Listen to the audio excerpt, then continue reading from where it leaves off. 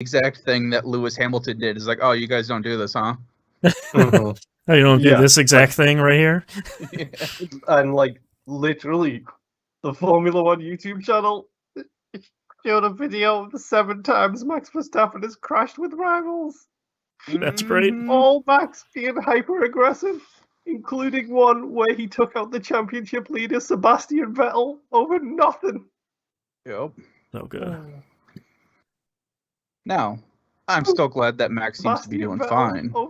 But I am definitely in the group of people of fuck Red Bull right now. So like Max is doing fine because he fucking immediately went on Instagram and just sent that hate Lewis Hamilton's way as quickly as he fucking could. Yep. Like it was fucking hilarious. And of course, because Lewis Hamilton is black, he immediately gets the racism thrown his fucking way too. Oh man. Yep. Yup. Oh, internet. Which is funny because this is also the same week that Lewis Hamilton's like inclusivity like organization, like he's basically put together like a think tank to help improve inclusivity for people of all races, creeds, colors, and backgrounds to get into motorsports. What was that called? The Hamilton Foundation or something like that? Hamilton Institute?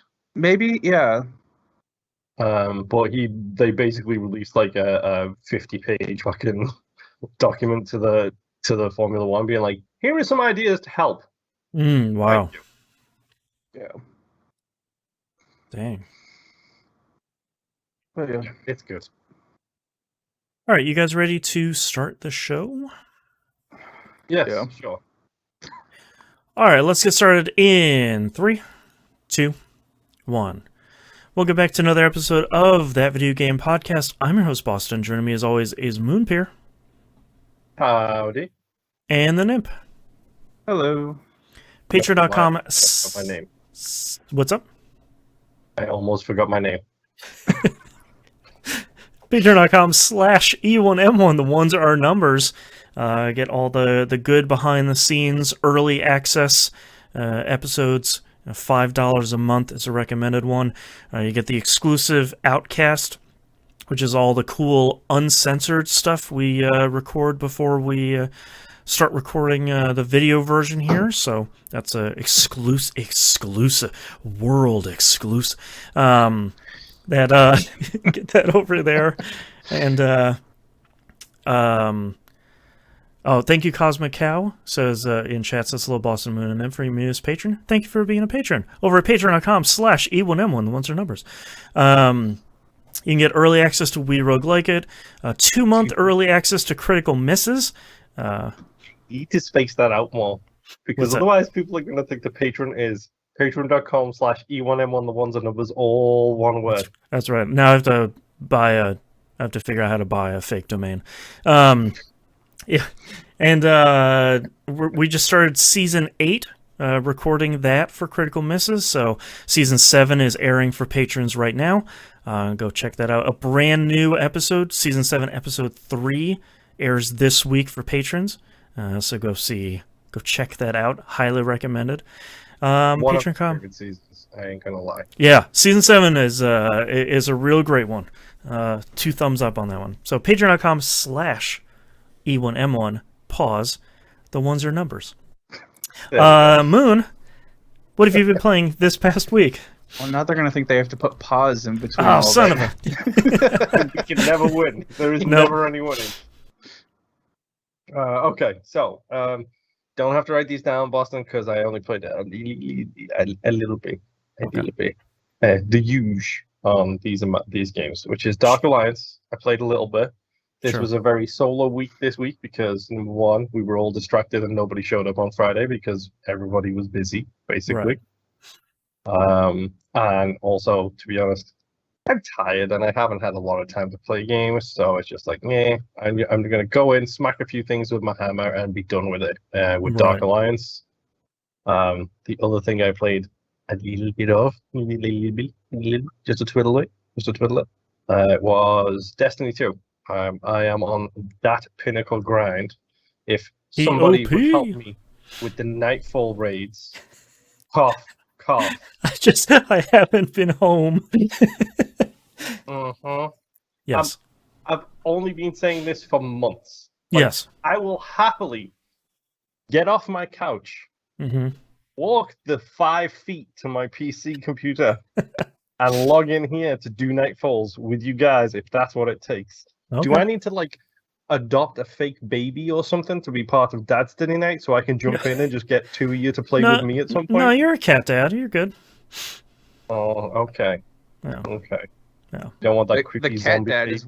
Let's say the cat dad is what got you into the sub rotation. So Yeah. Yeah, that's true. Actually, That's right. interesting. Super sub. But yes, I need to do the Nightfalls, and I don't want to do them with blueberries because blueberries suck. Yeah. Generally speaking. But yes, I am on the pinnacle grind. I'm trying my best, crossing my fingers to get to where I need to be to do what I need to do to get the achievements and never play this game again. Wink. Yeah, I hate you because even after I've got them, I don't think I'll stop, and that's the scary thing now. Yeah. Like, yeah, gotcha. Warframe is cross-placing, dude. I am choosing to not see it. Like, Destiny 2 is lie. crossplay in a month. Yeah, I know, and also at the same time, I've got 2 people who just uninstalled Destiny 2 and installed Warframe. I choose not to pursue it. I know that there is a Tenno leader among us Mm-hmm. who can show us the way of the Tenno. I now just love the word Tenno. It's very good. And now that crossplay exists, this might be something that, you know,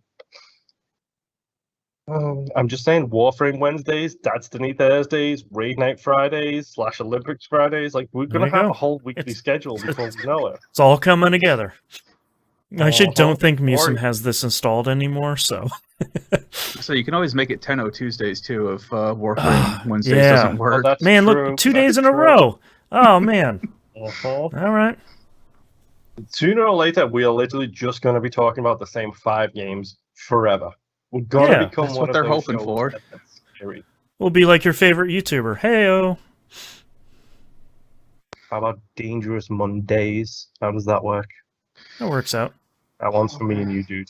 See? I saw the sigh. I saw the pleasure roll across your face as you heard that. Yeah. So I have to I'm bite thinking- my lip to contain my joy. Uh-huh. No Man's Mondays. There you go. Huh? There you go. That Mhm. works. Elite can go in any day, let's face it. That's right. Any day can be an elite day. That's right. Boom. Even got our slogan. Let's go. Let's put it on a t-shirt and let's be done. There you go. Okay, but yeah, other than those 2, I played The Tourist. This is spelled with a Y instead of an I, Boston, just for your show notes. Right. TOR, like YST. Uh-huh. Yeah. So this is a third person. Okay. What's the game type that Minecraft is? First person? Pixel based. Oh, It's a voxels. third person. Thank you. Voxel is the word I was looking. So it's a third person voxel based kind of game where it's very simple. You run around, you solve some basic puzzles, and you do some exploring. And you jump from island to island to island. Like, you unlock new islands and you go and explore them. Some of them have really dumb names, like Ibiza, spelt with a Y. Okay. Mhm. And when you go there for the first time, you get an achievement called Going to Ibiza, Uh-huh. which Mhm. immediately made me think of the Venga Boys, which I don't know if they existed over here, Very little. but they were big in the UK the same time Aqua were big. Yes. So, of course, that led me to, I wonder what Boston's doing right now, because I know very few ardent supporters of Aqua as you. I like Aqua. 2 thumbs up. Do not, my friends, become addicted to Aqua. No, it's a dark path. Uh-huh.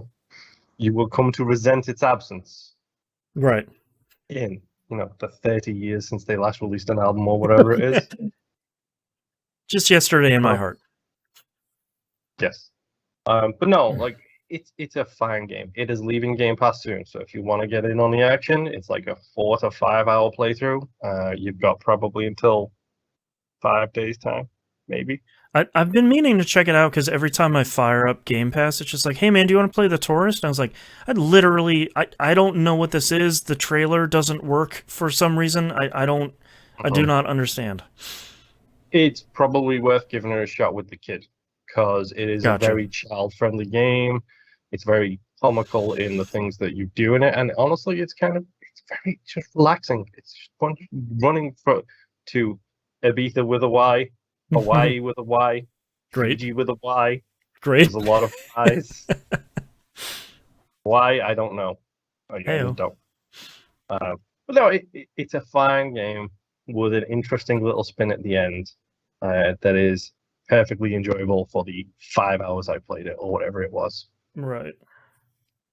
I did play a different game, which I'm not going to talk about right now, because I'm going to talk about that when somebody else talks about it. Yep. Don't worry, Nick. It's not you, it's Boston. It's me. Yeah, I it's Destiny 2. It's coming back. You thought you were done. Unless you all of a sudden jumped into... I was saying, unless you were all of a sudden picking up the Skea or... No, God, I can't invite that evil into my house. Get away from me. Like, get thee away from me, Satan, 1,000%. That is the only evil I will allow in this house besides myself. That's right. And your children, because they come from you as well. They're still pure. Right. No, they don't pure. They haven't been warped by the world like I have. That's right. No, they just get warped by you. That's the scary part. Oh, that's just parenting. Yeah. It'll be fine. Other game. The final game I played this week was Risk of Rain. So, Boston. Yes. You installed it, correct? I did. Did you get the command artifact yet? I had the best of intentions to play this game until I fired up the only game on my list this week. Okay. Yeah. So, get the command article as soon as you possibly can. Or artifact, I should say. Okay. I probably have it. Maybe. It's the one that lets you choose your items. I believe I have that. I believe I have like half of the artifacts. So, the artifact lets you pick every item in the game. Mm-hmm. Whether you have unlocked it or not. Ooh, fun. Yeah.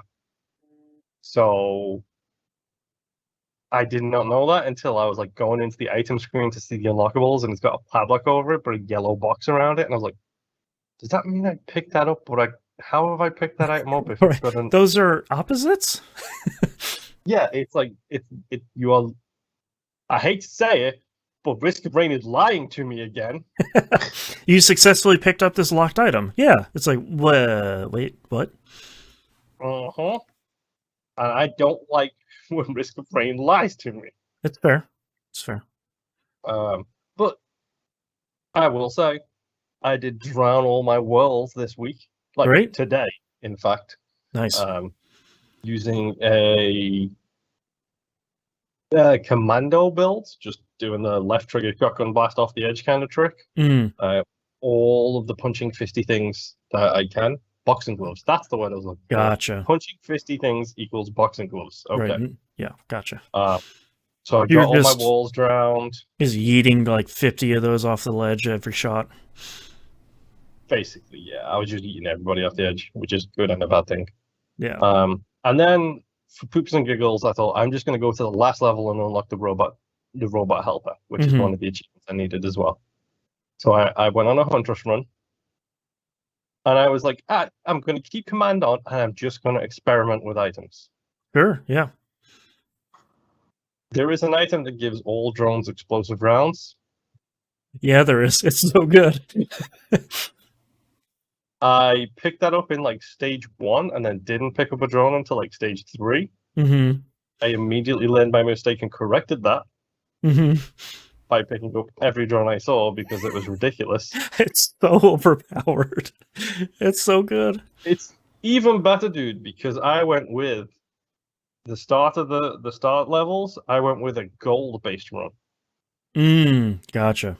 So I got a whole bunch of soldier syringe because I was the huntress and I wanted to, for some reason, unlock whatever item that unlocks, because that's pointless now that I can just use any item I want with this artifact. Mm-hmm. But I wanted to do her challenge to get her up to 200% fire rate. Right. So I just got a whole bunch of soldier syringes, got the fire rate all the way up, and then just started picking whatever I felt like it. Mm-hmm. So I was like, I like that photo or that image. I'm just going to pick that one. and see what it does. Because unfortunately, it doesn't give you descriptions of what the items do with the artifact. You have to learn by doing. So I accidentally got myself into this gold run where I was just like, okay, so I've got like 4 piggy banks, so I'm just generating gold. Right. A bunch of golden guns. I got the soldier's purse. Oh, wow. Okay. Which makes enemies drop more gold.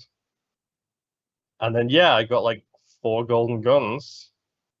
Which do more damage the more gold you have. Uh-huh. Yep. And it has a bar, so it maxes out at like whatever number it is. But it was doing 4 stacks of the gold damage every single time. Oh, jeez. I was like, okay, that's enough of the golden gun damage for now. Right. So I got 8 ukuleles. And then I just walked around until I got to the second to last level, like the Guardian Temple thing. Yeah. Found the Explorer's chest. Opened that with the Explorer's key.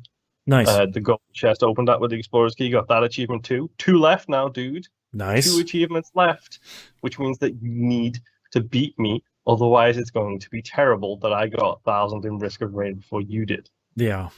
Yeah. Sadly, no platinum on PS4. No, but still, you can get every trophy, and you know you can. Yeah. I only have 1 left. Go ahead. I only have 1 left. Just got to drown those whirls. That spawn rate is so terrible, dude. It really is. 20 minutes standing on those stupid platforms. Yep. But the only 2 achievements I have left now is Bloated Survivor. Mm-hmm. Which, thank you, True Achievements, for having a guide in my dashboard where I can just go straight to it and figure out how to get it. Yeah, it's in a weird spot. Yeah, and die 50 times. Oh, there you go. So, die 50 times.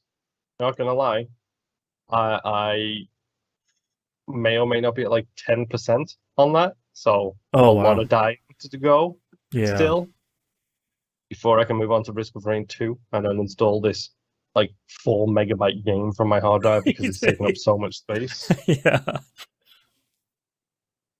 But it's one of those things where it's like, I hate how much I like this game now. I was so mixed on this game when we did it for weeks. Like it was ups and downs, lefts and rights, and like. But then I played Risk of Rain 2 with you on the stream, and it's like, I really like Risk of Rain 2. Yeah. Maybe I should give Risk of Rain 1 another shot, and then they were on sale for like $10 for the both of them. So I was like, why not? Yeah. They're both very good. They are, and I hate the fact that like it feels like every single game I'm playing is a roguelike. Yeah. Even the Olympus game feels like a roguelike because it's like, oh, you didn't win gold. Get out of here. Try again. Right. Get good stuff. That kind of thing. That's right. See you in 4 years. Yeah. I don't know, dude. Like, I love roguelikes, but it's one of those things where it's like, please, I never got them installed. I just need to actually click start and play them. But I feel like I just want one of those good, solid 8-hour experiences where I just sit down, play the single player game. I want a Peter Jackson's King Kong the video game. Right. Where I start. Boy, have I got a game for you. I start it, I play it, I beat it, I get all the achievements, and I don't have to worry about collectibles and all the other BS around it. Right. I just do the thing and beat the game. You want a game that has an ending. Yes, which it feels like so few games have these days. Right. But yeah, Risk of Rain, let's see. I was about to say the name of the other game, but no, that's getting saved. I had the Touryst, Destiny 2, Dark Alliance. I almost installed the stupid Pokemon MOBA, but I'm not going to. There's no way I can't get into a MOBA. Like that will be the thing that breaks me. I literally had my finger over install. And then luckily I got distracted because this was also the week that a community member sent me a message on Discord. I was like, hey dudes, they updated Marvel like Alliance or whatever is the mobile game that I may or may not Marvel have spent Strike Force. Yeah, much of. Yeah, Billsifer in the community, who's part of the Destiny 2 group, was just like, I'm starting a Marvel Strike Force again. It's like, why? Well, who hurt you? And it turns out they did a lot of quality of life improvements. So Sounds I went like it. from install button right here on the Pokemon MOBA to looking at the Marvel Strike Force and then refusing to install it, and it distracted me enough from the Pokemon MOBA to not install either. So you just dodged 2 bullets at once. I am the king of getting away with it, apparently. Yeah. Yes, that is all I've been playing. Nim, tell me about your Disgaea. I didn't play any Disgaea this week. Oh no. Okay, but did Disgaea play itself? No. That was literally my question. No, my Switch was only on for a brief moment this week because I played Hyrule Warriors with my daughter. We managed to unlock a Korok as a playable character that you can fight with. That's wild. And he has maracas that he fights with. Hold on. Rewind. Yeah? That's the little leaf things, isn't it? Mm-hmm. Yeah, but you're playing as the big one from Breath of the Wild. That's great. Of course. So when you keep doing his strong attack, he summons a bunch of the tiny Koroks. And what they do is they grab anything that's around and throw them. So you see them throwing like vegetables, boxes, chests at enemies. Yeah. I love it. So can we all agree that Breath of the Wild would have been a lot better if they would have replaced that giant Korok guy with Tingle? Sure, yeah. Can't go wrong with a little Tingle. Tingle is the best thing in the Zelda games. I don't care what anybody says. Tingle's great. He's super weird. He's great. Uh-huh. Hang on, I'm writing something down. You probably shouldn't. It's probably a little long, but I'm still writing it. Yep. Yes, FBI, this show right here. Yep. This is the one. So then I left my daughter alone for a moment playing the game, and then my son came in and picked it up. They did call it for a little bit, but then he started messing with the EX stuff from the download the DLC that you can get. And apparently it's just like a boss rush mode where you're just fighting like all these harder bosses.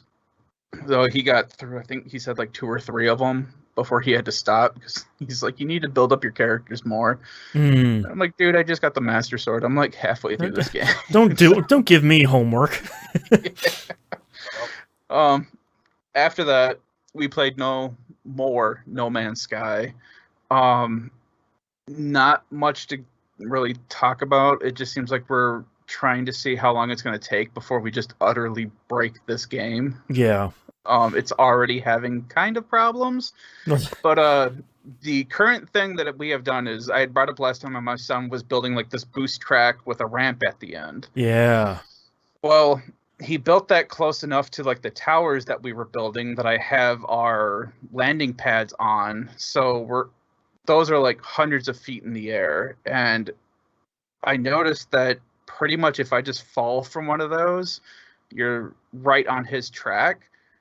So I built flooring and then built I forget what they call them, but basically like a vehicle platform so that you can summon your vehicles all the way at the top of this building. And I built a hole in the flooring so you can just drive right off of it, fall all the way down and land on top of one of his boosters and just boost through the track to the ramp. That's great.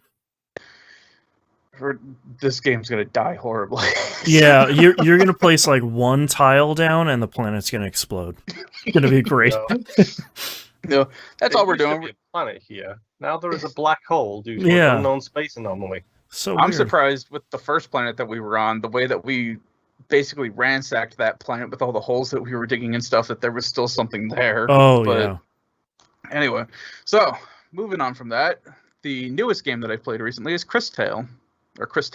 Yeah, I'd fire this up. I haven't. This is probably gonna be the next thing I'm gonna play. This is a really cool looking game. Yeah. It's got some weird art between patchwork and like I forget what they call it, but where they line up like the paper to make like I don't even know how paper mache almost. Not really. It's all 2D, so it looks hand drawn. Yeah. Right. But it is a really fun game, a really fun RPG. Yeah. I've gotten to the point where I've unlocked the time powers that you get. And basically what happens is your screen gets divided into like triangles where you have like an acute triangle in the middle of the screen. and on the sides they're both like right-hand triangles. Mm-hmm. The triangle in the middle is the present. The triangle on the left is the past, and the triangle on the right is the future. Gotcha. So as you're running around the landscape, you're seeing the landscape change between future, present, and past, depending on how you're running around. You can kind of see glimpses of what's happening. The thing that is really screwing me up in battle right now is that screen stays the same when you go into battle. So if something starts to the left or right of you, your character has an ability where they can start using, I forget what they call it now, but like a chain crystal or something like that, where if they're to the left of you, you activate that crystal, you send those monsters into the past. Oh, okay. If they're to the right of you, you send them into the future. What this does, like with the first boss battle that you fight, you have these two women who you're fighting, and they have like this giant metal shield. In the present time, if you have one of the other characters use like a water spell on them and then send them to the future, it rusts out their shield, so their defense is significantly lower than what it was in the present time. Okay. And there's all kinds of weird stuff, like this one guy that you get, he uses like this plant-based magic thing where he can poison stuff. If you send the creatures into the past and you tell him to plant one of the plants over by the enemies, when you bring them back to the present, that plant basically grows and it poisons everything on that side of the screen. Oh, geez. Okay. And then what you can do is that you can send them into the future, and they instantly get all of that poison damage because they've been pushed into the future. That's really clever. Wow. So there's like all kinds of weird, crazy crap that's going on for these fights. Yeah. And depending on the monsters, if you send them into the future, you can make them stronger because they've evolved in the future. Or if you send them into the past, you can make them weaker because they're smaller, whatever. So there's like all kinds of weird, crazy stuff that you're trying to figure out with this game. But I haven't gotten too far into it. I just made it to the second town. And I'm trying to find a cathedral so that I can talk to somebody about what I need to do next, because my character can't use her abilities anymore. And it's about as far as I got, but it's a really fun game. Really cute. Yeah, that sounds cool. It does get kind of difficult at times. You can't just like run in there and just like, I'll just keep spamming A. No, you have to kind of pay attention to what you're doing. Right. Or you will get rolled real fast. But yeah, that's right now. My son's just a little bit further ahead than I am, so that's why I've been playing this game, is to kind of try to keep pace with him. It hasn't been working out very well, but it's on Game Pass too for anyone that's listening. Yeah. Shocker, kid has more time than grown up. Yeah, during summer break. Yeah, right. My final game this week that I've been playing as much as I can is Genshin Impact. Yes, because the 2.0 update went through this Wednesday, which has led to some really crazy stuff. I fired this up on my PS5 to get cross-save and cross-progression working. And what a weird, nonsensical system that, like, I can't get cross-save on to work correctly for me because I already have a MiHoYo account. And there's a way around it, but I'm waiting to see if that is breaking people's accounts long term. But essentially, because I already have an account, I can't use my PS5 to link it to an account because it wants to create an account to start with. And I'm just like, okay, I don't need to play this on my PC. I don't need to play this on my phone. I'm okay with it just being on my PS5 for right now. I'll come back to this later. Boy, this game still looks good. Yeah, that's actually where I'm at now too. Because I can try to delete the account, but I have to wait a certain amount of time before it will allow me to do that, and then reissue it and all this other fun crap. But anyway, and people are like, well, just change your email address to a burner account and then have it create a brand new one with your real email address, and then it'll be fine. It's like, all right, I don't. That doesn't sound like that. Sounds like it'll work, but I feel like that will cause some issues long term. So I'll let other people try that for a little bit. We'll see what happens with that. But so besides the cross save, cross progression, all that fun crap that this brings. There's a whole new area that you can go into now that is Inazuma, which is based on Japan, pretty much. Yeah. And it looks great. Yeah. Lots of purple, lots of lightning stuff. Yeah. The one new thing that you can do now is you can have your boat that you had in the island update, the last update. They allow you to have the boat so you can find the waypoints and stuff like that. I don't know how far out you can go with that boat because my son and I were messing around trying to see if maybe we can bring that boat back to the mainland. Oh, right. Neither one of us has the time to really figure that out because we've been dealing with everything else. So on top of new characters for the banner, a new area, the area is kind of, I don't know, I'm of a weird mixed opinion where it feels like it's a decent size, but it also feels kind of small at the same time. Sure. And I don't know why, but maybe it's because it's all just like broken up islands and stuff like that. But the landmass is pretty big. There's a ton of exploring. That's pretty much all I've been doing is running around, seeing puzzles, trying to figure them out, doing the puzzles, finding other things to do in this game, and just generally exploring. You have like a new statue that you can upgrade. There's a tree now like you could in the Dragonspire Mountain region.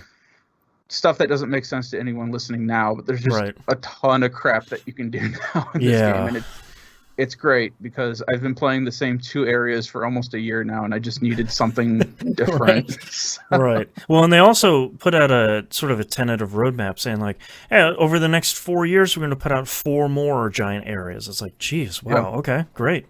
Yeah, because they're planning on having all 7 lands areas in there, so that'll be fun.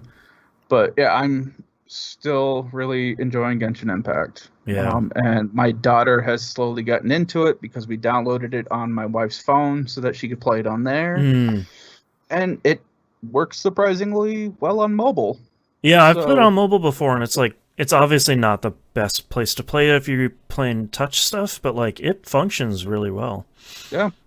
Works out just fine. So that's... Yeah, my daughter also was really interested in it this time. She's just like, "Ooh, can you swim over to that island?" I was like, "Yeah, I can." She's like, "Oh, what's this thing?" I was like, "I bet if I hit it with my wind powers, I bet it'll do something." And it like shot me into the air, and she's just like, "Whoa, go over there!" And I was like, "Okay." I gotcha. Well, there's so much new just like environmental stuff of, okay, what is this tree thing that looks like it's covered in lightning? What does that do? Oh, that just hits me with lightning. I wonder why it does that. Oh, here's this other tiny tree that it opens up like waypoints in the air that you can just zip to. It's like, where's that supposed to bring me? And it's all kinds of fun stuff to explore and figure out. There was a dungeon set that I had found that was in the mouth of a giant, basically like dragon skull. Cool. I figured out how to open up a grate in it, which allowed me to drop down into it, which had another grate in it that I had to figure out how to open. Figured that out, dropped down some more, found another area that had like 8 more grates in it. Oh, jeez. But it was basically a switch game where between these 4 switches, you have to find the correct way to open these because it's opening and closing the gates a certain way. So then I find all of that crap, drop down, fight this person that just happens to be in front of a gravestone, and then I don't see anything else. Man. And then it leads me into a cave that's got like a chest and a bunch of other weird things to do in there. I'm like, I don't even know where I'm at right now. That's the stuff I love about Genshin, is just like, oh, what's that thing over there? And it's like, oh, now I'm figuring out this puzzle for 2 hours now, and I'm in a totally different area because I've just been like solving one chain of puzzles after another. Like, man, that stuff's good. Yeah, there's like one whole section of an island that I cannot get into because there's like a giant lightning force field there. And I've kind of followed it all the way around this island to see if there was like a gap or something I can get into. No. So I'm guessing that's going to be a story-related thing that I have to take care of. Right. My son says that there's like cannons around the island that you have to use for something. Oh, interesting. I'm like, okay, haven't found those yet. So yeah, jeez. It's just all kinds of new crazy stuff, and it's just fun. I'm still really enjoying it. So, but that was my limited game time this week. Oh, nice. With my limited game time this week, I started Death's Door. I know Moon has been playing a little bit of this too. Literally a little bit. my feedback will be minimal, apparently, Yeah. compared to Mr. Sly over here. Yeah. So let's get this out of the way first. This game wasn't made by two people. I know that's the thing that's been bandied about here. It was made by 6 people. 2 programmers, 3 artists, and a composer. It's actually the same composer that did Moonlighter, which is the reason why the music in this rips. So Death's Door is probably the best thing to say about it is it's a Zelda-like. It is a isometric action-adventure game that you're kind of wandering around an overworld, doing some dungeons, hacking and slashing as a Link might, except this time you're a really great crow with a sword on its back. I really like the first area you're dropped into is this like bureaucracy of crows that act as the Grim Reaper, and they're all just kind of doing their Grim Reaper soul reclamation jobs, and it's really good.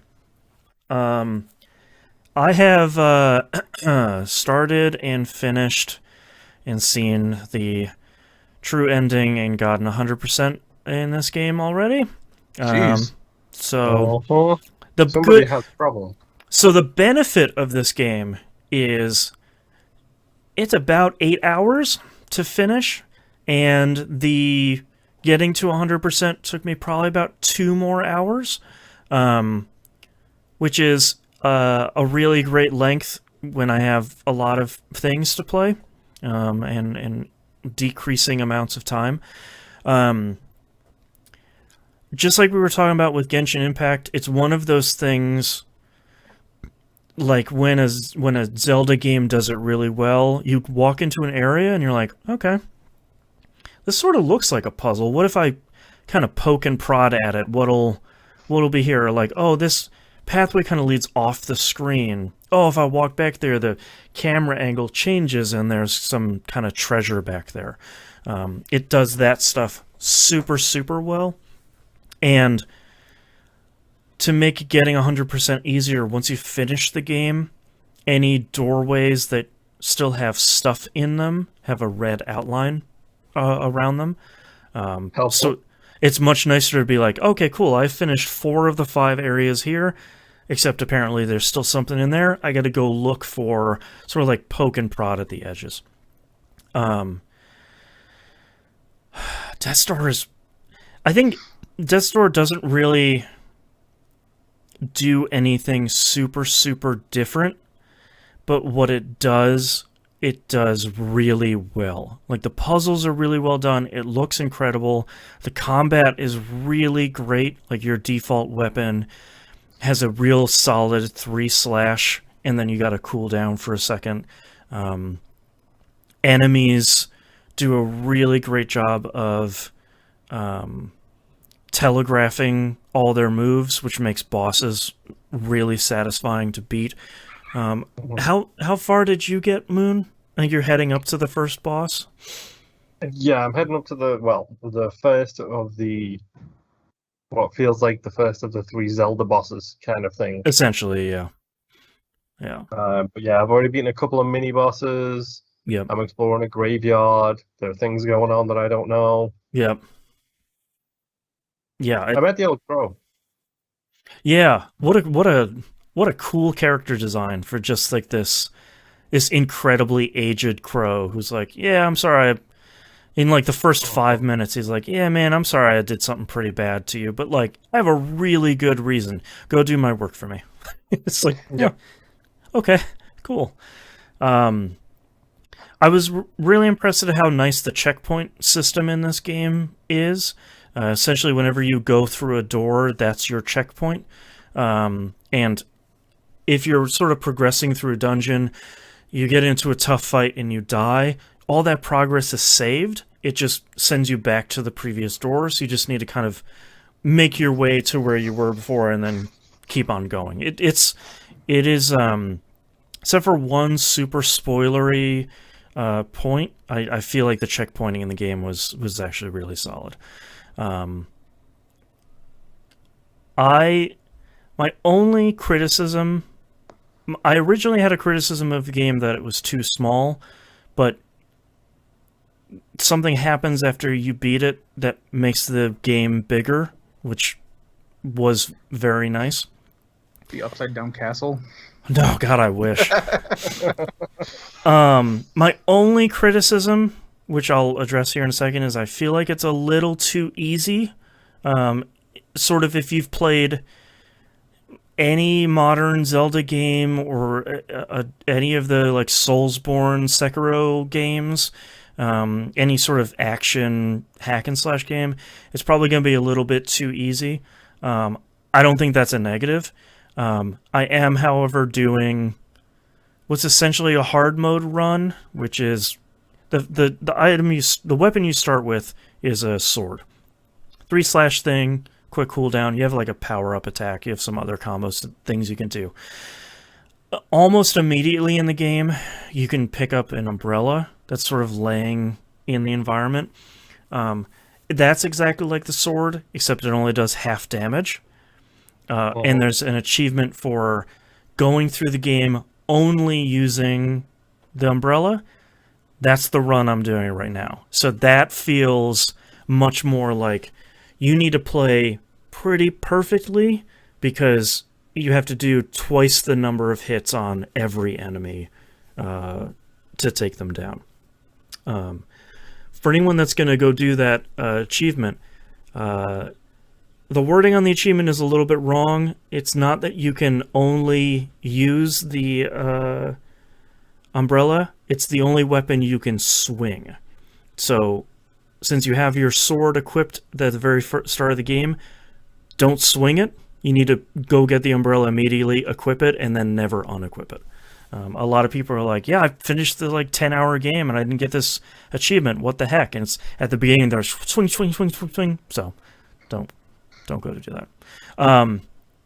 I can't recommend Death's Door enough. I want to talk a lot more about it, but I think one of the biggest selling points about it is going into it as blind as possible and just kind of seeing what all the upgrades are, seeing what all the areas are, collecting all the collectibles, of which there's multiple ways of finding out kind of where the collectibles you're missing are, which is greatly appreciated.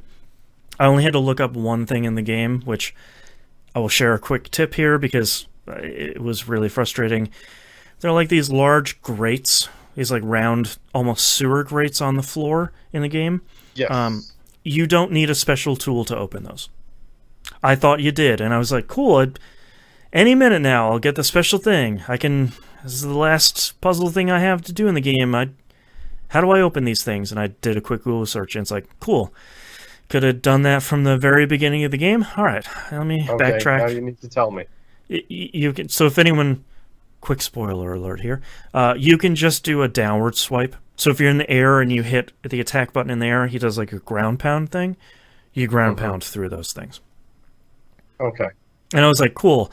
Now I have to backtrack through the whole game to find all of those because I didn't realize you could do that. All right, let's go. So, quick tip from me to you. Yeah, go play Death's Door. It's $20. It's 10 hours. It's really great. It is a game that has an ending, which, as Moon and I were just talking about a little bit ago, is greatly appreciated. And it's good. I ran into no problems with it. The only problem I ran into was while I was playing it at some point, a message I've never seen on a platform before popped up and says, this game's rating has been upgraded to a T for teen. I was like, okay, cool. Oh. Good to know. That's all right. Yeah, but yeah, Death's Door, 2 thumbs up. It's $20 on Xbox and Steam. Xbox and PC. Yeah, they it's one of those ones where I assume it's going to come to other stuff, especially Switch. But anytime anyone asks them, they're like, "Yeah, it's on Xbox and PC." Why? They're like, "Yeah, what about Switch?" They're like, "Yep, Xbox and PC. See you later." But Devolver published it, so yeah, probably come to everything. So you bought it, but somebody bought it for you, which I got the code for. Who do I need to thank again? Jimbo Jangles. Long-time community member. Jimbo. Yeah, it was funny because I bought it. It was on sale, like a pre-order sale for like 10% off or something. So I was like, all right, this looks cool. I like Devolver stuff. I love Titan Souls, which is the game the studio put out before. So I'm gonna take a chance here, and I'm gonna spend this money on picking this up. And like the day it came out, Jimbo sent me a message. While I was playing Death's Door, I got a message on my Xbox where like, Jimbo Jangles bought you Death's Door, and I was like, okay, so great minds think alike. I was like, well, I appreciate it, so let me send this on over to Moon. So thank you, Jimbo, for sending Moon a copy of Death's Door. But yeah, check it out. It's super cool. It is 10 hours, like 12 or 13 if you want to get everything, and then we'll see how long it takes me to get the this kind of hard mode run taken care of, but probably not that much longer on the back end. So anything you want to say about Death's Door, Moon? No, I mean, pretty much just echoing Louis, what you would say so far. Yeah. Video version, Louise is stalking Moon right there. Somebody's hungry. Yeah. Are you hungry? Yes, you are. Like, I love the art style on it. Like, the way the thing looks is so good. Mm-hmm. And like, I'm going through now, like, I'm already doing my learning thing of going around the behind things to get the camera to pan. So yep. The first time that happens, we're like, there's this pathway under this bridge. Like, can I even get there? So you kind of like go around, you go down, and you sort of go around the corner, and the camera twists like 90 degrees, and you're like, oh, there's a ton of stuff back here. Cool. This is great. Awesome. Yeah. That store is cool. Pretty solid. Yeah. But that's all I've played this week, so let's take a break. Yup.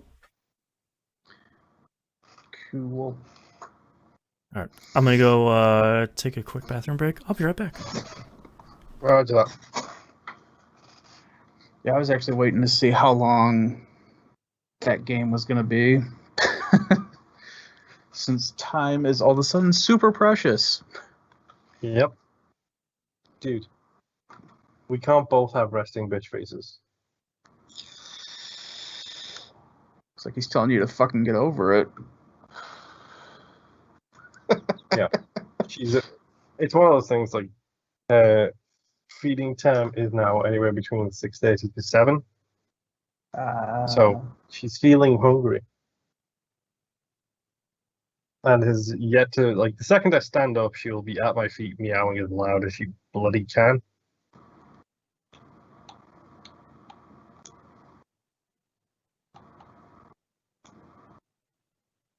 Why are you obsessed with my cat?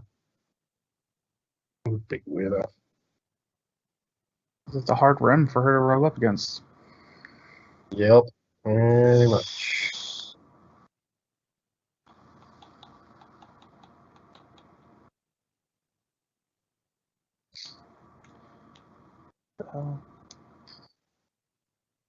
Trying to figure out. So I through like the Xbox mobile app. I was like, okay, let's look up Death's Door and buy it and download it. And all I have on here is download to console. So I clicked that, and it's downloading, but I don't think it charged me for it. Okay, that's kind of weird. That's what I'm trying. Like, there wasn't a thing for like, hey, this is how much this game is, and I'm like checking my email, and I don't have a receipt for buying anything on Xbox right now. Mm-hmm. So what the hell? Where's the store? Let me see how much this game is supposed to be. Maybe I downloaded the demo or something like that. Ba-bum.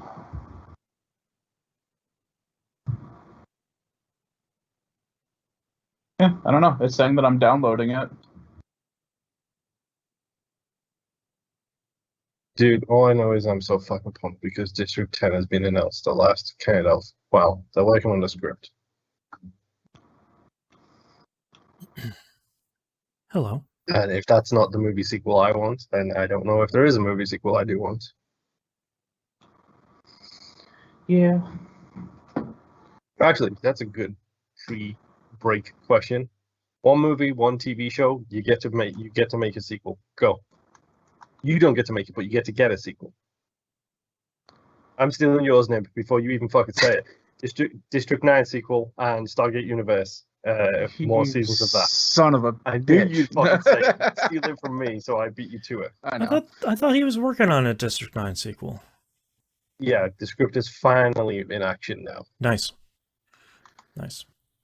I was gonna say Deadpool 3, but then I saw that they are working on that now. Nice. What movie TV would I want a show. sequel to?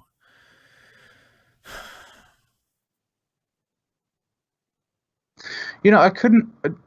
If it wasn't for the fan base, I wouldn't mind a sequel to the Firefly movie.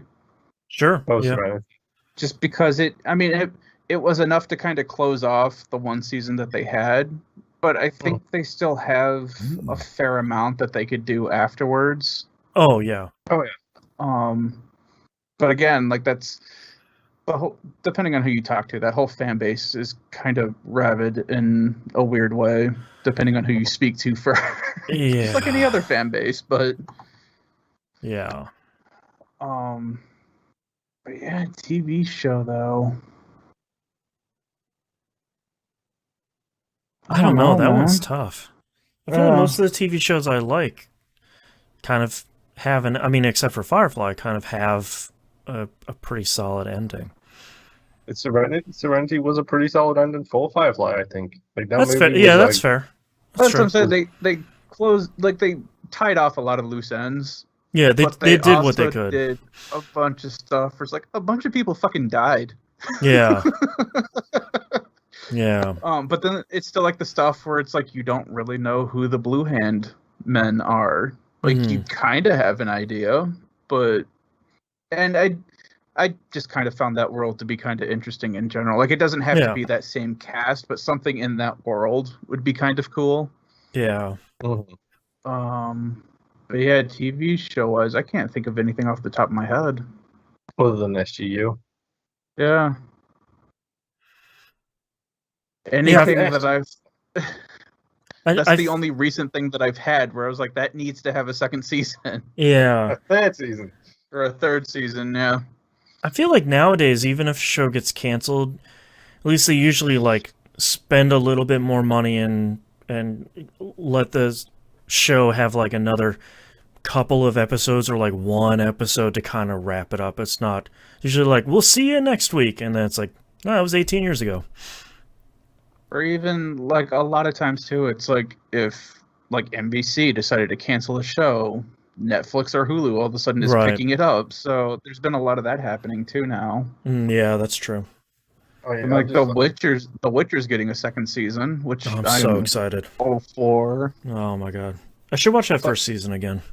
There's like a lot of anime stuff that's all of a sudden getting second seasons, like things that have been dormant for over 10 years. Like what was it? The Devil is a Part-Timer. This stupid thing about how Lucifer becomes a part-time employee for the knockoff McDonald's and becomes a manager.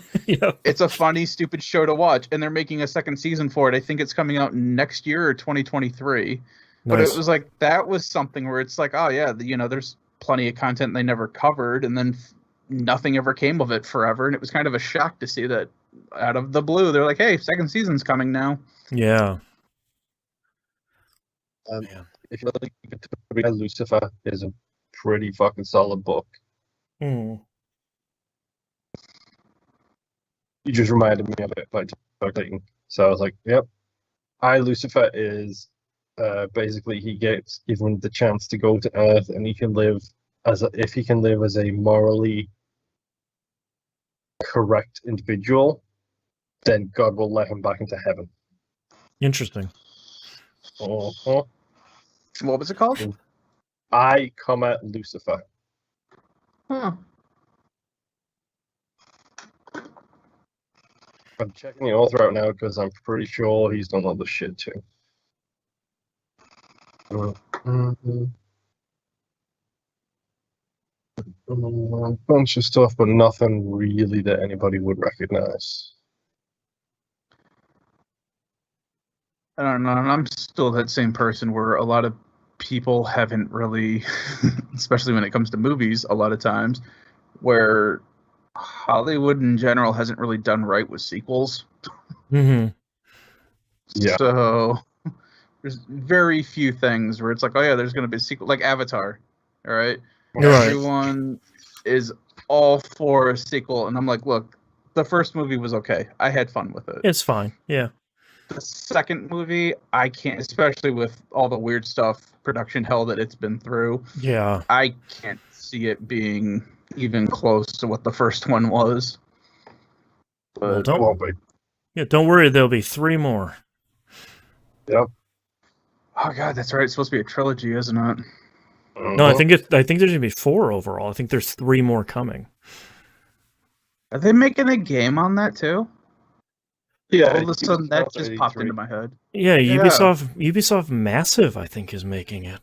The Division peeps. This all better be ramping up because the second one is fairly close. Because it's going to be weird if they're just like, oh, here's just an Avatar movie. Yeah. Everyone's like, oh, The Last Airbender? No, the other one. Yeah. Oh man. All right, you guys ready to do the second half here? Yeah. Starting in 3, 2, 1. Let's talk releases for the week of July 26th, 2021. The Great Ace Attorney Chronicles comes out on PC, Switch, and PS4. This is the ancient Japan Ace Attorney game that was pretty much never going to get localized, and then whoops, here it is, and I think it's 2 games? Whatever it is, all of them are coming out all at once, so guess I'll dive back into another Ace Attorney series. Oh no. Yeah. Neo, The World Ends With You comes out on Switch and PS4. I never talk about the first one, but I absolutely loved the first one on the DS, the one where you're controlling the tops. Hell of a game. Yeah. One of the best DS games out there. I never played the remake because part of what I loved about the original was playing the top and bottom screen at the same time, and there isn't another platform where you can do that, so I figured I won't check that out. But this, the little bit of stuff I've seen for this looks really, really solid. So I'm excited to see how this reviews. Microsoft Flight Simulator comes out for the Xbox Series X. This is Game Pass day and date. Just like on PC, it's massive, so make sure you're free. 109 was what I heard. Yeah. 100 and something. Yeah, 109 to like 150 something if you install the offline version. So, you got a couple of days to free up some of that space. Previews and stuff say that it runs super, super well, sort of on par with how the PC version runs. So, good for them to get that running on something that doesn't have a 3000 series video card. And curious to see what people get up to in that version. Tribes of Midgard comes out PC, PS4, and PS5. I think it comes out on Xbox at the same time, but I can never remember. This is that weird multiplayer Midgard game that I'm seeing everywhere for Lord only knows why. So we'll see how that does. I'm sure some YouTuber I follow will be playing it with their friends. The game that hopefully Moon and I will be playing together, The Ascent, comes out PC, Xbox One, and Series X. That's on Game Pass. Pre-installed, ready to go. Ditto. I'm super curious to see what this is. It's like an isometric co-op shooter puzzle thing. I'm hoping this thing definitely has some style, and I'm hoping it's going to be pretty good. And last but not least, Final Fantasy 1, 2, and 3. I like that. How I wrote this, just like Final Fantasy 1, 2, and 3 are coming out for PC, iOS, and Android. The beginning of the Final Fantasy, brand new series. These are the pixel remasters coming out on those platforms. Square has been posting some more GIFs and stuff of Final Fantasy 1 over the last couple of days, and it looks really solid. I'm hoping they don't mess it up, because 2 of these games are really good, and it's not Final Fantasy 2. So, check out. It'd be nice to go back and play Final Fantasy 1 again. It's been a long time since I did that. But we'll see in a couple of days. I think that launches on like the 28th and the 29th. So pretty soon we'll see how that turns out. Let's move to news stories here. The big news story that we're going to talk a little bit about, because the content warning on this is fairly massive. Activision Blizzard faces a pretty serious lawsuit from the state of California. We're not going to get into specifics here because, as I said, it's all the way real bad. And whatever you're assuming when I say that sentence, it's way worse than that. So content warning for pretty much any content that you might be sensitive to, for real. It's pretty bad. Jason Schreier on Twitter has been doing a good job of staying on the ball with this one. Yeah. So if you want to go deep dive into this, which I don't recommend, I do recommend because be informed. Right. I don't recommend because it's rough reading. But Jason will be one of the people to follow on Twitter if you want to go deep dive into this nightmare hellhole. Yeah. This is the result of a 2-year investigation by the California Department of Fair Employment and Housing.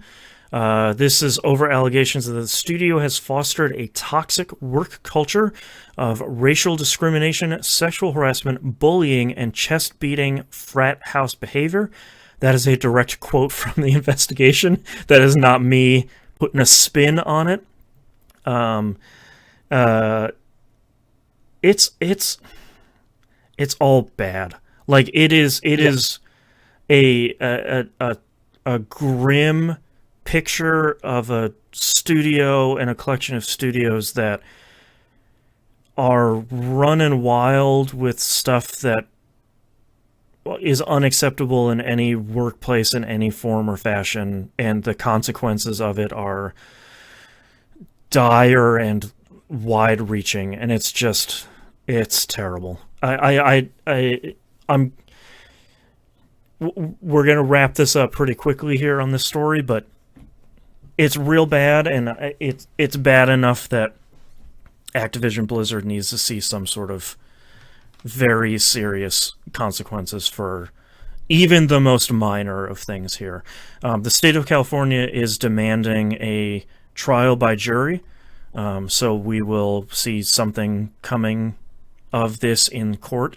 And it does not sound like that is optional, no matter how much posturing Activision Blizzard is doing right now, sort of internally or externally. Not sure how much we'll follow up on this just due to the content therein, but this stuff's real bad, and they'll hopefully see some consequences as come out of this. Fingers crossed. Ubisoft announces X Defiant. I had to watch the launch trailer here just to figure out that is actually how you pronounce it. Tom Clancy's X Defiant. Yeah.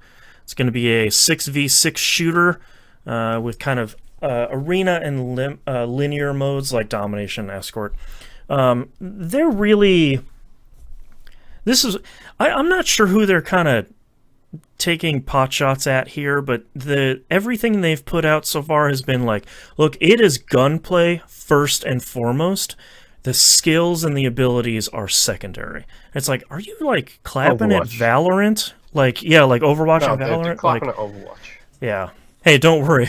Overwatch is taking care of killing themselves. They don't need any help. I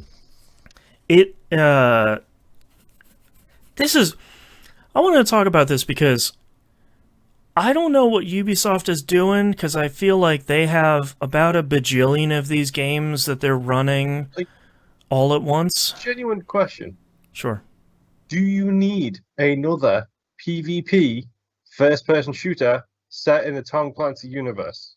Yeah, because we have For Honor, Rainbow Six Siege, Division 2, soon to be Tom Clancy's what's the it's not quarantine anymore. Excavation? No. What's the Rainbow Six Rainbow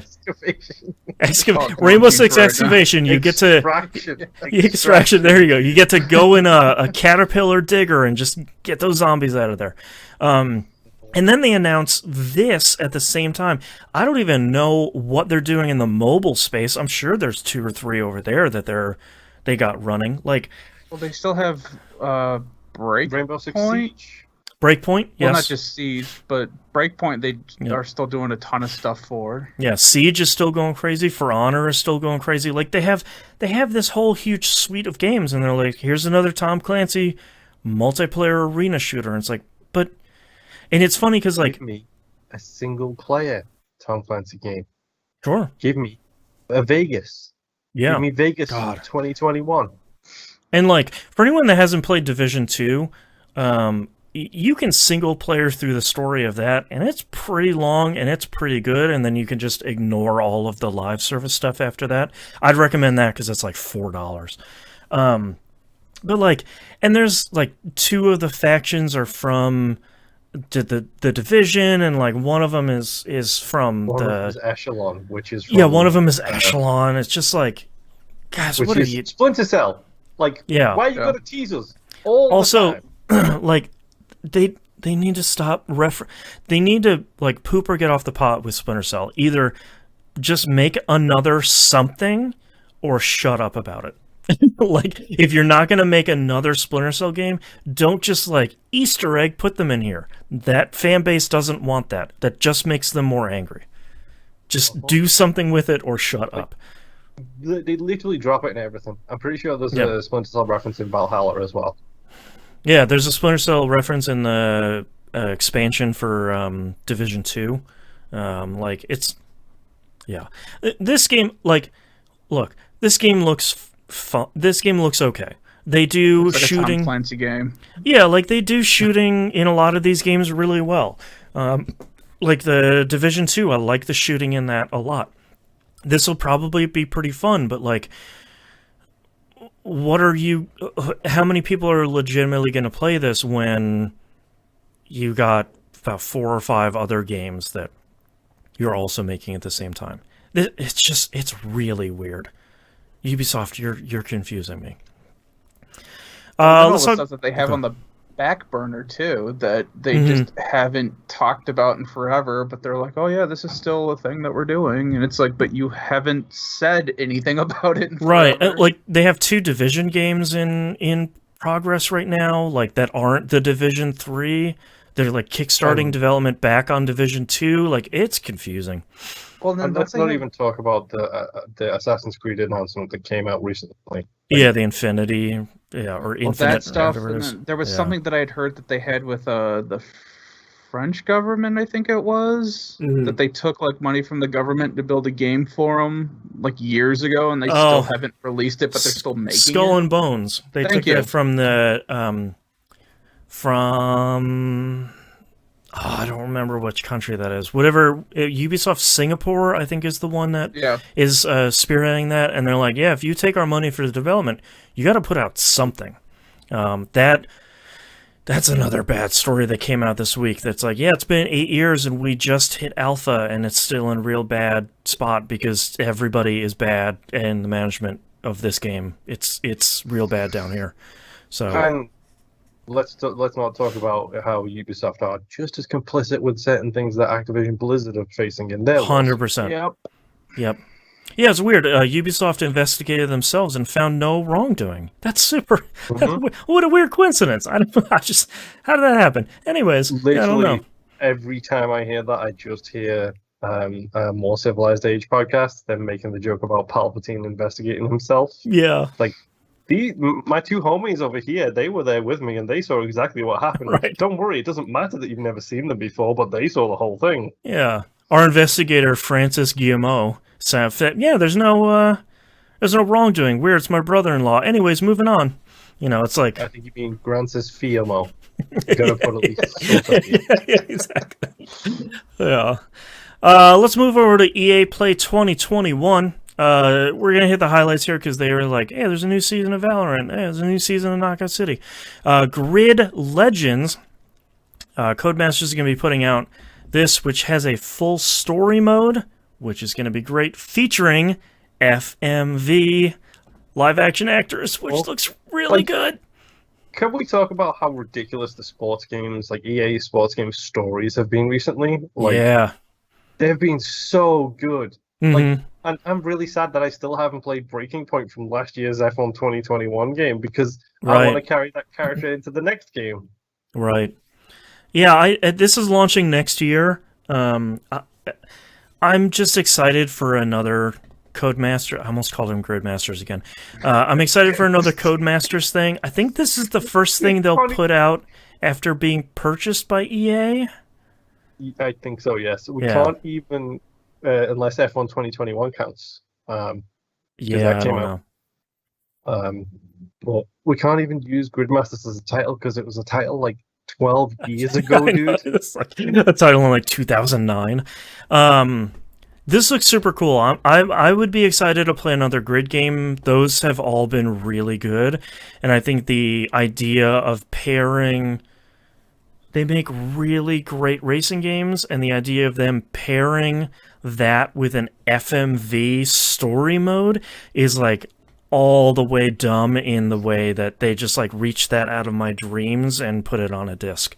So, yeah, checking that out.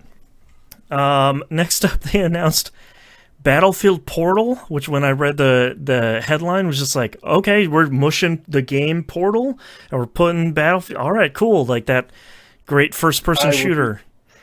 I would be down for that, dude. Yeah. Like throw a portal from one side of the map to the other. Have you seen that PvP? I think it's also 3v3 Portal first-person shooter game that that's been taking PC by storm this week. I was going to bring that up because I heard that I think it was Jeff from Giant Bomb Gersman that was playing it, and he can't wrap his head around it. Yeah, I've seen a bunch of people playing it. It's someone, I think it was Orahack, was like, yeah, this is just like a first-person shooter Portal, and I was like, I don't think I understand that. And she posted a bunch of gameplay clips, and I was like, oh, that's just a first-person shooter Portal. That's dope as hell. Okay, cool. All right, sure. Like you can take a sniper rifle and poke your head through a portal and snipe someone from like above and behind them, and you were in front of them in the one portal. And it's like, yeah, okay, cool. Yeah, all right. I probably won't be able to play that because that hurts my brain a little bit. But yeah, cool. That I'll watch that. That's not this. Yeah, that's not Battlefield Portal. But what Battlefield Portal actually is it's going to be like a creative mode in Battlefield 2042. It'll launch when the game launches in October 22nd, I think. Essentially, they're taking a bunch of maps and content from like the last 7 Battlefield games, and you can kind of smush them together and mix them and remix them and create your own kind of like Halo Forge style stuff, and then share that with the community. Yeah, it's a Halo 3 was when Forge debuted on Halo games. So out of curiosity, Halo 3 came out in 2007. Yeah. So it's only taken EA 14 years to scoop that one up. Yeah, this looks super cool. I'm hoping this turns into some really, really neat stuff. Because I'm very excited to see a whole bunch of really crazy clips on Twitter later this year. And people that play Battlefield seem to be really excited about the prospect of kind of making brand new modes and stuff. The only thing they said you won't be able to do is edit maps. But other than that, it sounds like you'll be able to do pretty much everything else, and there'll be a scripting system in there too. Go ahead. Can we talk about how self-aware they were with the Battlefield 2042 reveal when literally they have the CGI person ejecting from a jet, firing a rocket launcher, and then back in the same jet again? It's good to see them like lean into that stuff. Uh-huh. Yeah. Like, okay, you are aware of the game you're making and who you're making it for. That's good to know. 100%, yeah. And lastly, they showed off Dead Space. So far, that's the name. There are no details. The only thing we're seeing online is that it's a remake using the Frostbite engine. Apparently, one of the it was like producers or programmers on the original Dead Space took to Twitter to say like, yeah, like they probably had to put it in Frostbite because that was a custom engine and none of us work there anymore. So toss that bad boy in Frostbite. Yeah, and like say what you want about it and how they use it for games they shouldn't. Right. But Frostbite is a hell of an engine. That's beautiful. Like it's super cool looking. I would say that and the Reach for the Moon engine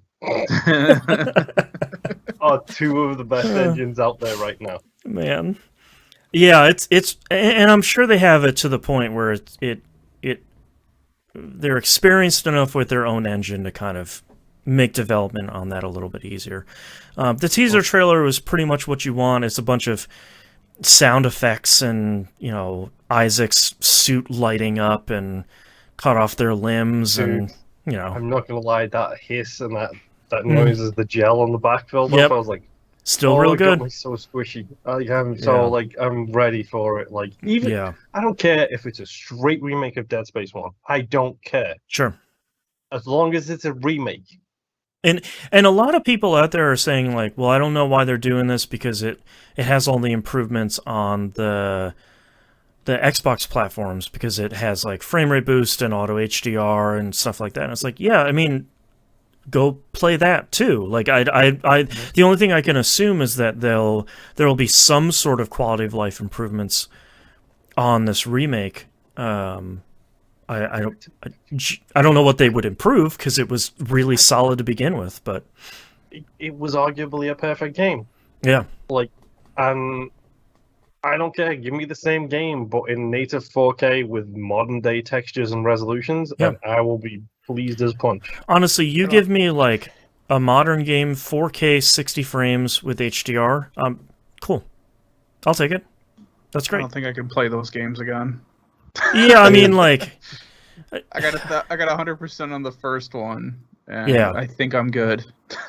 Yeah, I almost like, unlike the Mass Effect trilogy, it's one of those where it's like, yeah, you definitely need to do one. You could probably do two, and then you should probably stop. 1 and 2. Yeah, 1 and 2. I don't care. 1 and 2, if only for the moment in 2 where you go to the Ishimura. Yeah, well, I mean, like, 2 is a great game. The amount of dread you get when you figure out that you have to go back up on that ship. It's terrifying. Horrible. But I mean, like, it's one of those where it's like, if you put out Mass Effect 1 remake, and you're like, we might do 2 and 3, and you never do, that's kind of a big problem. You put out Dead Space 1's remake, and you don't do 2 or 3, it's like, alright, that's a missed opportunity, but it's not, like, the biggest thing in the world. But you should probably just put out 1 and 2, and then forget about 3, because it was fine. It was okay. Or then make it a different game, where they're in the same universe with the same theme, but a different character. Yeah. Give me a woman as a main character. Get rid of all of those people crying about them women's. Right. Just give me a female engineer. Give me one of those suits. Yeah. Like with a badass Ripley type standing inside of it. Yes, please. Yeah. Who's the woman in the second game? I can't remember her name. But she doesn't show up in the third game anymore. But yeah, have a game based on her. Yeah, I don't remember. Yeah. I just remember she ends up taking a screwdriver to the eye, and that was not great. Yeah, there's a lot of eye stuff in that second one. Yeah. Yeah, so excited to see what that's going to be.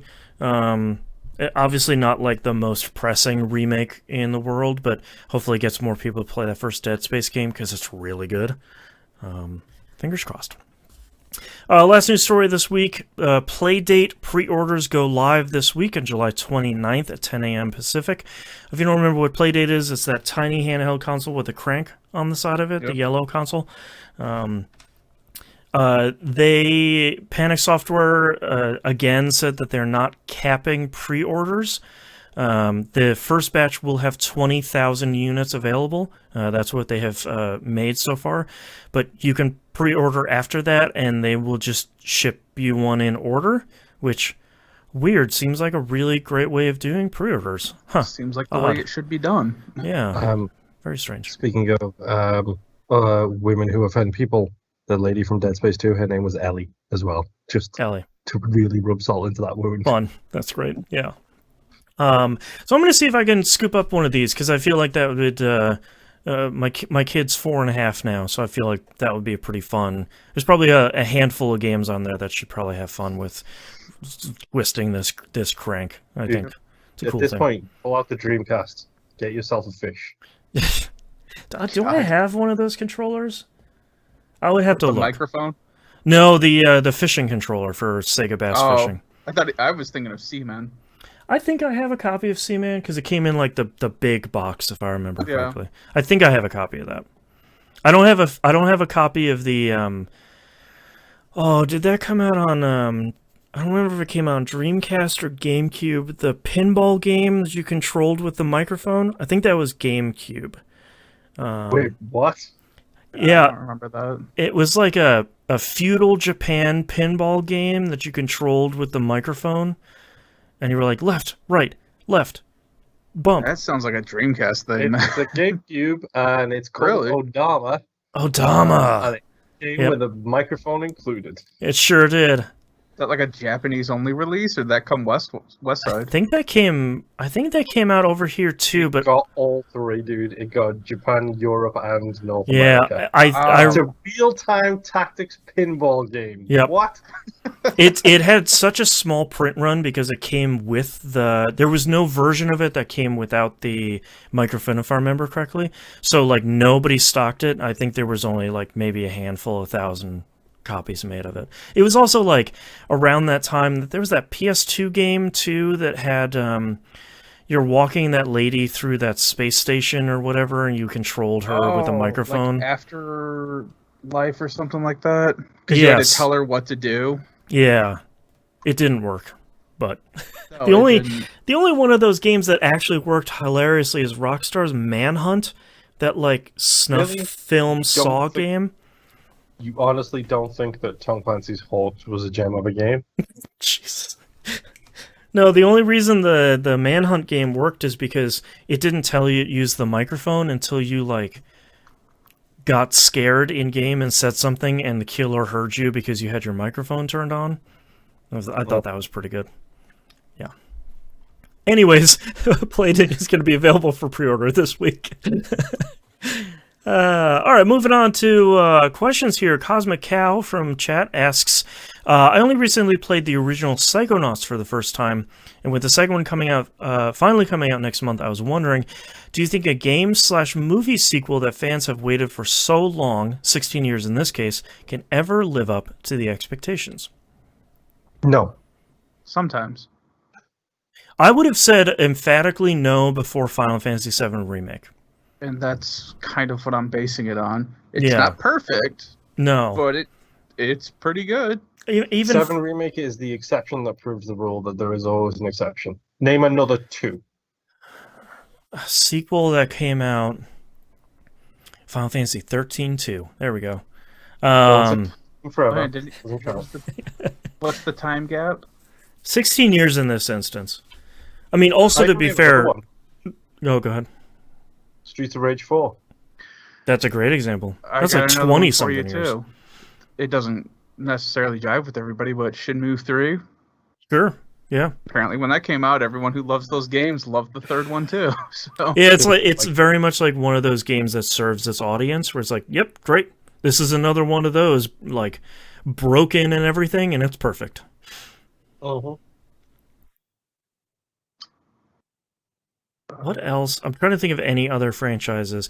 I'm really hoping the Psychonauts 2 comes out and is great, because everything they put out about that... I didn't watch the story trailer because I don't want to be spoiled, but like everything they put out for that looks real great.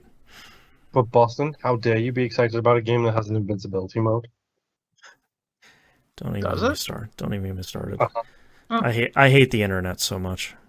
Who cares? I don't want to.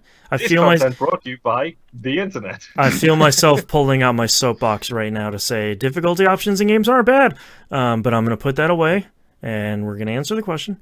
Psychonauts 2 looks really good.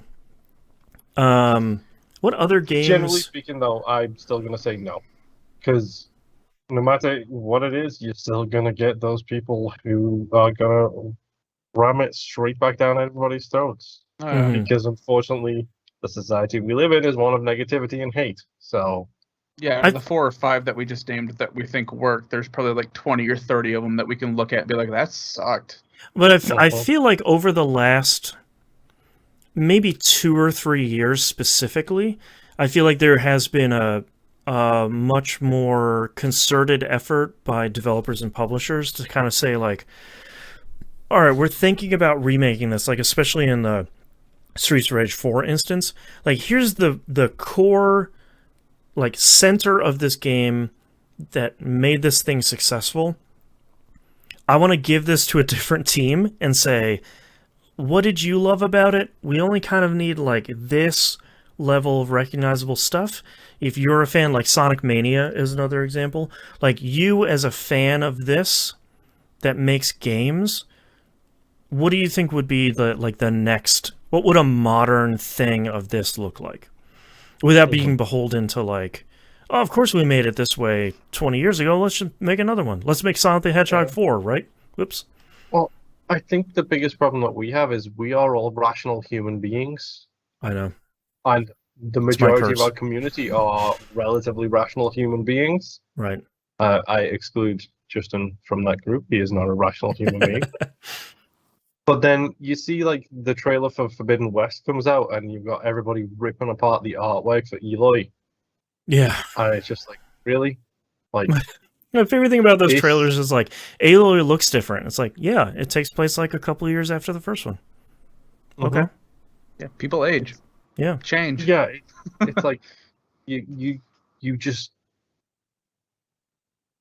There just doesn't seem to be anything that's able to come out these days and just be, like, fine. Like, people at large are fine with it. The only thing I can think of is 3 things recently that just came out. Speaking of sequels that should not have been good, but were. Doom, 2016. There's another example. Yeah, that's a great example. Animal Crossing. Sure. Yep. And Hades. Like, all 3 quality games from the past 3 years that came out, and there wasn't a lot of negative stuff said about those. It was most positive. I have one. The Tomb Raider trilogy. The most recent ones, where it's... I know some of it is, like, Tomb Raider beget Uncharted beget Tomb Raider beget, like, however you want to follow that lineage, but, like, those were really solid, just real good adventure, like action adventure games. Yeah, they really were. Well, it's a shame that Square threw them under the bus. Yeah, man. Oh, hilariously, that the third game just got an update on PS5 where it's like, yeah, now it runs at 60 frames. It's just like, what? Okay, great, good. All right. I can't think of anything else that's like a really big. Has like a really big gap like that, because we're seeing some of that, like with Streets of Rage 4, where it's like, oh, okay, cool. Last one of those came out on the Genesis, so that's like 5 generations ago. Duke Nukem Forever. Duke Nukem Forever was like in development for like the start and end of multiple franchises. Let's face it, Half-Life 3 is never going to come out. No, absolutely not. From what I understand, I've never watched the ending of Half-Life Alyx. Apparently that's... Wolfenstein! Thank you, Cosmic Cow. Wolfenstein got, like, not 1, but 2 revitalizations that were both good. 2 and 2 spin-off games, which, as far as I can tell, are both fantastic, too. Yeah. What was the... Wolfenstein, the one that was on like the original Xbox and the PS2 and PC. I don't remember what those were called. Those were good, and then the 2 most recent ones are real good. I didn't play the VR one or what was that other spin-off game? I don't remember. But yeah, those most recent ones were good too. Yeah. Good call, Wolfenstein. Now we just need a Commander Keen revitalization. Just close the loop on the whole industry. All right, thank you very much. Some of these waits have been insane, by the way, dude. Yeah. Like, the longest wait between Halo games was 5 years. The Okay. longest wait between Super Mario games was 6 years. That's way longer than I thought. Spoiler alert, folks. This is how you get good games. Yeah. Civilization, 6 years. Smash Brothers, 6 years. Grand Theft Auto, 6 years. Blah, blah, blah. Star Fox, 9 years. I'm not saying that the last one of those was a great game. I'm just saying. Well, the great part about the GTA also as well is we're never going to see a GTA 6. So the wait between that's going to be real long. Still counting F-Zero. Oof. Ouch. Oh, my heart. 14 years and 4 months, dude. Yeah. There are people graduating high school soon who never would have known what F-Zero is. Hey, that last one was on GameCube? I think? That's 2004? Yes, it was. Man. Pilot Wings was 14 years. Oh, yeah. And my personal favorite record holder, because until F-Zero's got a couple of years to go. Kid Icarus, 21 years and 4 months. Yeah, wow. I forgot about that 3DS game. Yeah, claw controls. Yeah, the one that hurt everyone's hands. Yeah, wow. That you had to have a stand for your 3DS so that you could try to play the game appropriately. Yeah, not to hurt yourself. Yeah, jeez. All right, well, thank you very much, everyone, for your questions. And that's our episode this week. If you'd like to visit us, you can do so at tvgp.tv. Everywhere to find and follow us is on the right-hand side of the page. Thank you, Cosmic Chat and Cosmic Cow in chats that says, by the way, Boston, the inflatable is OP. That's right. The scourge of Fortnite, the inflatable. At patreon.com/E1M1. The ones are numbers. You can get the... No. Hold on. Inflatable? Yeah, that's the bouncy bowl that I talked about the other day, where a couple weeks ago, where it's this like blow up bowl you kind of bounce yourself across the map. It's stupid. It's great. It just makes me think of the Super Sheep. Yeah, I mean Fortnite's not too far off at this point. Patreon.com/E1M1, get all the early access behind the scenes. If you want to see where your money goes, you can see the all the information on the Patreon page right there. Get us closer to the $250 goal of me playing some spooky stuff in whatever time that would take. I don't know where I would find the time in my schedule, but I will find it for you, the patrons, our dear patrons. Thank you very much, everyone, for supporting the show, if you can do so. If you can't support the show financially, rate the show 5 stars wherever you can. Tell 2 friends. Tell them to tell 2 of their friends. Share online. Any word of mouth is the biggest way you can help. That stuff helps the most. And rating it to get in more people ear holes and eyeballs. All that stuff helps a ton.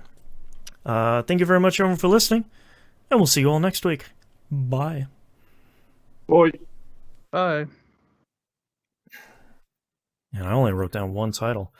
Yeah, I don't have much, but hang on. Before I start with titles, the other microphone game that we were talking about. Yes. Lifeline. There it is. PS2, made by Konami. Yeah. That's the least surprising developer publisher that I could think of. All right, Nimp, what are your titles? All right, I've only got 3. I have Tenno Tuesdays. I have that one too. Punchy Fisty Things Equal Boxing Gloves. Okay. And Can't Go Wrong with a Little Tingle. Yep. Can't go wrong with a little tingle. Moon, what do you have? Weekly schedule before we know it. Warped by you. Lying to me again.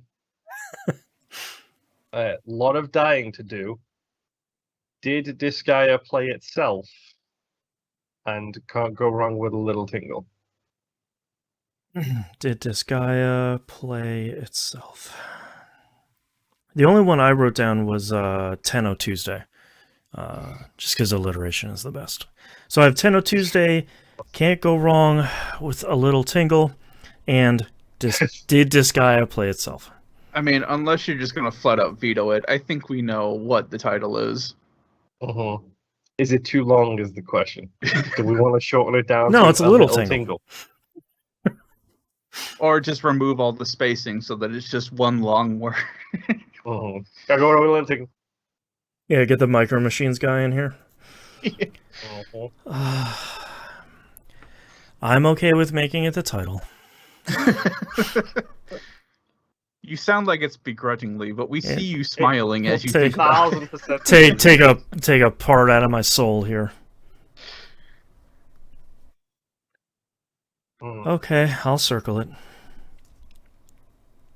We gotta have a spicy title every once in a while. Keep the kids interested. Keep the YouTube algorithm on our side. You won't believe what they said about Tingle. Watch now. Dude, I was gonna say something truly horrendous then. 6 secret Tingle tips. Like, even as a joke, what I was gonna say was not good. Yeah, I don't have to bleep anything in this episode, so, like, we need to make it, like, a minute longer. Okay, At least I'm ready. you wouldn't have to dig for it. Yeah, I'm ready. That's fair. All right, starting in 3, 2, 1. This is That Video Game Podcast, episode 718 for July 26th, 2021. Can't go wrong with a little tingle. Hulu Limpa! The best support character in any Zelda game. Cannot believe. Did you have to look up his catchphrase? I knew the Kulu, I didn't know the last bit. Oh, okay. You were halfway there. Oh, man. All right. Thank you very much, everyone, for listening. Thank you, everyone, for hanging out, watching. Hit a huge number of viewers this time, much larger than we usually do. So I hope I see each and every one of you back here, same time, same place next week. Bye. Yeah. That title makes me the happiest person ever. I just want you all to know that.